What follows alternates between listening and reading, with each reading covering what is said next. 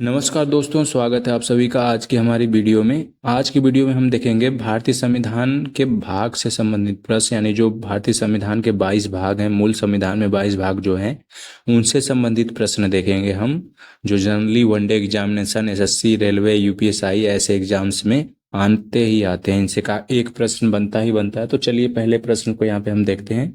पहला प्रश्न है, भारतीय संविधान का भाग 1 किससे संबंधित है? भारतीय संविधान का भाग 1 किससे संबंधित है? तो इसका आंसर हो जाएगा ऑप्शन नंबर बी, संघ और उसका क्षेत्र।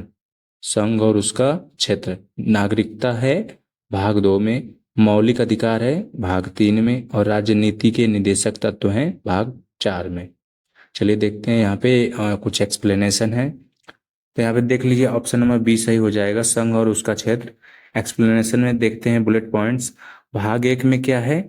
अनुच्छेद 1 से 4 तक शामिल है। जो भाग 1 में संघ और उसका राज्य क्षेत्र है वो अनुच्छेद 1 से 4 में शामिल है। भारत और उसके क्षेत्र की परिभाषा करता है। यहाँ पे नए राज्यों के निर्माण और सीमाओं में बदलाव का प्रावधान इसमें है। भारत को राज्यों का संघ कहा गया है। ये बातें इस भाग में लिखी हुई हैं अनुच्छेद 1 से 4 के बीच में। आगे देखते हैं। भारतीय संविधान का भाग 3 किस विषय से संबंधित है? भारतीय संविधान का भाग 3 किस विषय से संबंधित है? ऑप्शन ए मौलिक अधिकार, ऑप्शन बी मौलिक कर्तव्य, ऑप्शन सी नागरिकता, ऑप्शन डी संसद। तो यहाँ पे कौन सा आंसर हो जाएगा? यहाँ पे आंसर हो जाएगा आपका भाग 3 है मौलिक अधिकार से है। भाग 3 में मौलिक अधिकार हमारे दिए गए हैं यहाँ पे। अब इनके आर्टिकल्स वगैरह भी देख लेते हैं कि किस आर्टिकल में क्या है। तो आगे चल के ये देखते हैं यहाँ पे। तो ऑप्शन नंबर ए सही हो जाएगा यहाँ पे, मौलिक अधिकार। भाग 3 में अनुच्छेद 12 से 35 तक शामिल है। भाग 3 में अनुच्छेद 12 से 35 शामिल हैं, जिसमें हमारे मूल अधिकारों का प्रावधान दिया गया है। यह नागरिकों को मूल अधिकार प्रदान करता है। न्यायालय द्वारा संरक्षित अधिकार है, यानी हम इसके लिए सीधे सुप्रीम कोर्ट जा सकते हैं अगर हमारे मूल अधिकारों का हनन होता है। तो ये भारतीय संविधान में प्रावधान दिया गया है। और नेक्स्ट है, लोकतंत्र की आत्मा कहा जाता है। तो लोकतंत्र की आत्मा भी कहा जाता है इसको, भारतीय संविधान में जो मूल अधिकार भारतीय नागरिकों को दिए गए हैं। आगे देखते हैं। नेक्स्ट प्रश्न है, संविधान में मौलिक कर्तव्य किस भाग में वर्णित है? संविधान में मौलिक कर्तव्य किस भाग में वर्णित है? तो यहाँ पे ऑप्शन नंबर बी में दिया गया है। यहाँ पे 4 दिया गया है, भाग 4 का ए दिया गया है, भाग 5 दिया गया है और भाग 6 दिया गया है। तो यहाँ पे भाग 4 के ए में मौलिक कर्तव्य वर्णित है। चलिए देखते हैं आगे इसका एक्सप्लेनेशन। तो यहाँ पे देखिए, अब ऑप्शन नंबर बी करेक्ट हो जाएगा, भाग 4 का ए यहाँ पे हो जाएगा सही उत्तर। इसमें मौलिक कर्तव्य का उल्लेख है। तो इसको कब जोड़ा गया था? तो भाग 4 ए को कब बनाया गया था? 42वें संविधान संशोधन द्वारा जोड़ा गया इसको।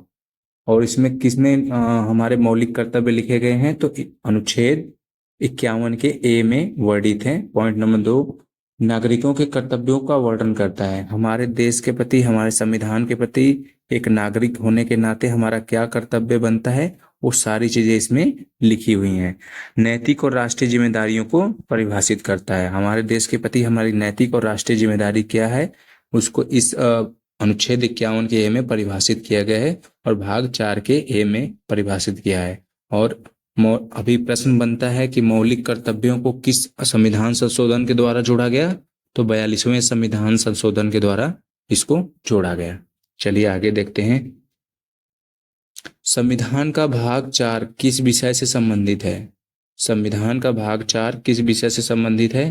तो यहाँ पे हम देख सकते हैं भाग 4 यहाँ पे किस राज्य, ऑप्शन नंबर बी जो है राजनीति के निदेशक तत्व जो ऑप्शन है इससे संबंधित है। मौलिक अधिकार से नहीं है। मौलिक अधिकार भाग 3 में है। संघीय कार्यपालिका ये आगे के भाग जितने हैं उनमें है, और न्यायपालिका भी आगे के भाग में ही है। तो यहाँ पे ऑप्शन नंबर बी हो जाएगा, राज्य के नीति निदेशक तत्व। यहाँ पे भाग 4 में हो जाएगा। इसकी एक्सप्लेनेशन देख लेते हैं। तो भाग 4 में अनुच्छेद 36 से 51 तक है। जो नीति निदेशक का जो अनुच्छेद है वो 36 से लेके 51 तक ये अनुच्छेद रेंज है।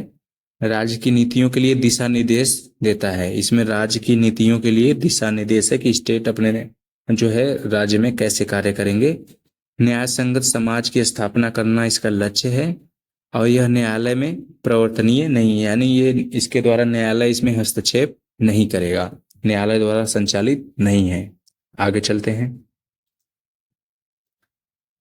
यहाँ पे देखते हैं आगे। संविधान का भाग ये तो हो गया प्रश्न, आगे देखते हैं।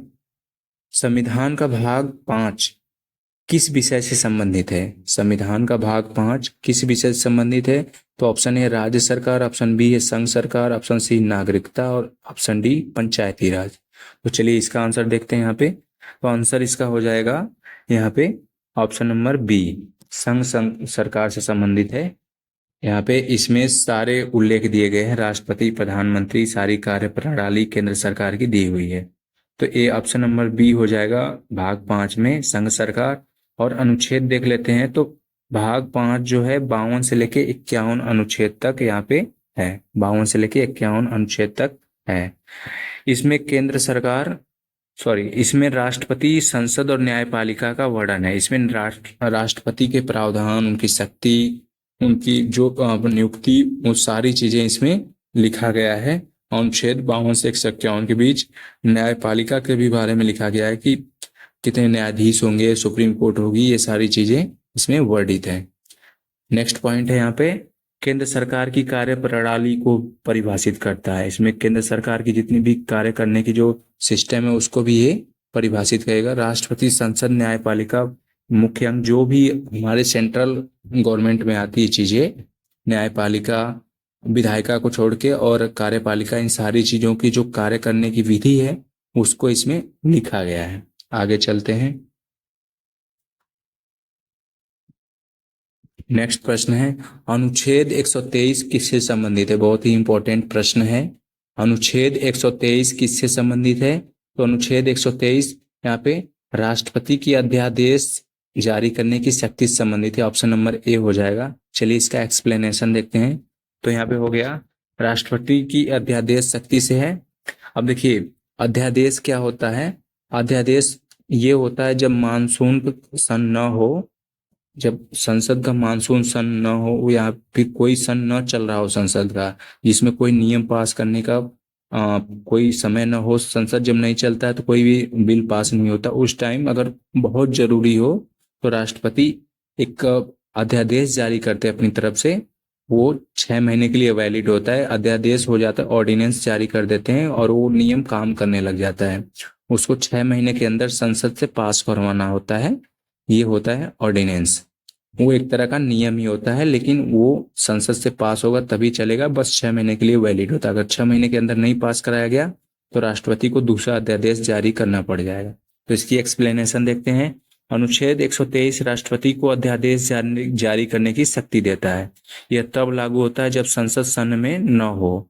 अध्यादेश का प्रभाव कानून के समान ही होता है, यह संसद की स्वीकृति पर निर्भर करता है। आगे चलते हैं, नेक्स्ट प्रश्न, संविधान का भाग 6 किस विषय से संबंधित है? ऑप्शन ए संघ सरकार, ऑप्शन बी राज्य सरकार, ऑप्शन सी नागरिकता, ऑप्शन डी चुनाव। तो चलिए देखते हैं इसका यहाँ पे क्या हो जाएगा। राज्य सरकारों से जुड़ा है भाग 6, यहाँ पे संविधान का भाग 6 राज्य सरकार से जुड़ा है। इसकी एक्सप्लेनेशन देखते हैं। तो भाग 6 का अनुच्छेद कहाँ से कहाँ तक है? 152 से 237 तक है। 152 से 237 तक है भाग 6 का यहाँ पे प्रावधान, और राज्यपाल, राज्य विधानमंडल और न्यायपालिका को कवर करता है। इसमें राज्य की कार्यप्रणाली को प्रदर्शित किया गया है इस भाग में, भाग 6 में। 152 से लेकर 237 तक जो अनुच्छेद है, इसमें राज्यपाल की क्या शक्ति है, क्या कैसे नियुक्ति है, राज्य विधानमंडल कैसे कार्य करेगा, न्यायपालिका, राज्य की जो हाई कोर्ट होगा क्या होगा, उन सारी चीजों को इसमें वर्णित किया गया है। संघीय ढांचे को मजबूत करता है, बाकी चीजें। नेक्स्ट प्रश्न देखते हैं अभी। तो यहाँ पे अनुच्छेद 214 से 232 किस विषय से संबंधित है? अनुच्छेद 214 से 232 किस विषय से संबंधित है? यहाँ पे देख सकते हैं उच्च न्यायालय से संबंधित है। आपको पता होगा कि हर राज्य में एक उच्च न्यायालय होता है, इसका प्रावधान संविधान में दिया गया है। तो यहाँ पे ऑप्शन ए हो गया उच्च न्यायालय से संबंधित है 214 से लेके 232 तक। अनुच्छेद 214 से 232 तक उच्च न्यायालयों का वर्णन है। प्रत्येक राज्य में क्या होगा, एक उच्च न्यायालय होगा, इसमें ये लिखा गया है। उनकी नियुक्ति, शक्तियां, कार्यप्रणाली, ये सारी चीजें इसमें वर्णित हैं कि जज को कितने साल के लिए नियुक्त किया जाएगा, क्या उनकी शक्ति रहेगी, कौन से उनको मामले देखने हैं। संविधान की न्यायिक व्यवस्था का सारा इसमें हिसाब है। आगे चलते हैं। नेक्स्ट प्रश्न, भाग यहाँ पे 9 किस विषय से संबंधित है? भाग 9 किस विषय से संबंधित है? तो ऑप्शन ए है पंचायत, दूसरा नगर पालिकाएं, तीसरा सरकारी समितियां और चौथा है अनुसूचित जनजातीय क्षेत्र। तो इसका आंसर हो जाएगा ऑप्शन नंबर ए हो जाएगा यहाँ पे, सॉरी यहाँ पे ऑप्शन नंबर ए हो जाएगा, पंचायतों से ये रिलेट करता है। भाग 9 पंचायतों से रिलेट करता है। यहाँ पे देख सकते हैं ऑप्शन नंबर ए सही हो गया, पंचायत। अब भाग 9 में कितने अनुच्छेद कहाँ से कहाँ तक है? तो 243 से 243 ओ तक है। और एक मोस्ट इम्पोर्टेंट, ये जो है जो पंचायत का प्रावधान है ये भाग 9 में तो है, लेकिन ये कब जोड़ा गया है? मूल संविधान में नहीं था, ये बाद में जोड़ा गया है। 73वें संविधान संशोधन द्वारा 1992 में जोड़ा गया है। ये बहुत इंपॉर्टेंट हो जाता है। स्थानीय स्वशासन की प्रणाली होती है, मतलब लोकल लेवल पे ग्राम, मध्य, जिला स्तर की स्वशासन प्रणाली है, वो इसमें जोड़ा गया है। जो नगर पंचायत होता है, नगर निगम होता है, ये सारी चीजें। आगे चलते हैं। नेक्स्ट प्रश्न, संविधान का भाग 10 किस विषय से संबंधित है? तो संविधान का भाग 10 किस विषय से यहाँ पे संबंधित है? तो हो जाएगा ये आपका अनुसूचित और जनजातीय क्षेत्र से, अनुसूचित और जनजातीय क्षेत्र से संबंधित है भाग 10। यहाँ पे देखते हैं आगे, तो इसकी एक्सप्लेनेशन देख लेते हैं। आंसर तो हो गया अनुसूचित और जनजातीय क्षेत्र। भाग 10 में अनुच्छेद कहाँ से कहाँ तक है? 244 से लेकर 244 ए तक है। जनजातीय क्षेत्रों की प्रशासनिक व्यवस्था इसमें बताया गया कि कैसे रहेगी वहाँ की प्रशासन व्यवस्था, जहाँ पे जनजातीय लोग रहते हैं, जनजातीय क्षेत्र हैं। अनुसूचित क्षेत्रों की सुरक्षा के बारे में इसमें लिखा गया है और जनजातीय कल्याण के विशेष प्रावधान दिए गए हैं कि उनके लिए क्या सही रहेगा और क्या सही नहीं रहेगा, वो सारी चीजें हैं। आगे चलिए देखते हैं। नेक्स्ट है संविधान का भाग यहाँ पे 12 किस विषय से संबंधित है? तो संविधान का भाग 12 किस विषय से संबंधित है? तो यहाँ पे ऑप्शन नंबर बी हो जाएगा, वित्त, संपत्ति, अनुबंध और वाद से। जो यहाँ पे सेंट्रल गवर्नमेंट का जो यहाँ पे वित्त है, संबंधित है, फाइनेंस और जो प्रॉपर्टी, वो सारी चीजों के बारे में इसमें लिखा गया है संविधान के भाग 12 में। नेक्स्ट इसका एक्सप्लेनेशन देख लेते हैं। तो क्या अब यहाँ पे हो गया ऑप्शन नंबर बी सही। और यहाँ पे देख सकते हैं व्याख्या में अनुच्छेद 12 में कहाँ से कहाँ तक आर्टिकल है? 264 से लेके 300 का ए तक है। 264 से 300 ए तक शामिल है अनुच्छेद 12 में। इसमें क्या है? वित्त संबंधी, संपत्ति, अनुबंध और वाद संबंधित चीजों को इसमें वर्णित किया गया है। केंद्र और राज्यों के बीच वित्तीय संबंध को मेनली दर्शाया गया है। आप मुख्यतः ये जाने कि केंद्र और राज्यों के बीच वित्तीय संबंध जैसे फाइनेंस, प्रॉपर्टी, ये सारी चीजें जो कॉन्ट्रैक्ट्स हैं उनको इसमें मेंशन किया गया है। भारत सरकार की संपत्ति और अनुबंध किया गया है राज्यों और केंद्र सरकार के बीच में। नागरिकों का संपत्ति का अधिकार इसमें दिखाया गया है, जो राइट टू प्रॉपर्टी है यहाँ पे आर्टिकल 300 के ए में दिखाया गया है। आगे चलते हैं। नेक्स्ट प्रश्न, तो यहाँ पे नेक्स्ट है प्रश्न, संविधान का भाग यहाँ पे 15 किस विषय से संबंधित है? तो संविधान का भाग 15 किस विषय से संबंधित है यहाँ पे? तो ये हो जाएगा आपका आधिकारिक भाषा से। आधिकारिक भाषाएं कौन कौन सी है उनसे संबंधित हो जाएगा। सॉरी, ये मिस्टेक हो गया,